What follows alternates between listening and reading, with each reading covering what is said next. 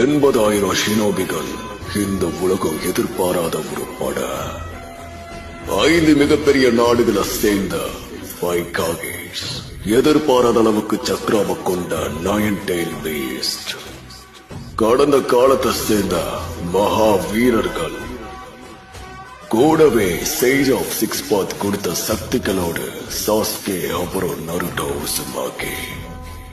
உயிரை கொடுத்து போராடக்கூடிய ஷினோபிகள், வீரர்கள், மான்ஸ்டர், மகா வீரர்கள். ஒரே ஒருத்தனை எதிர்த்த அவன் கால் எல்லாரோட தலைக்கும் மேல இருந்தது.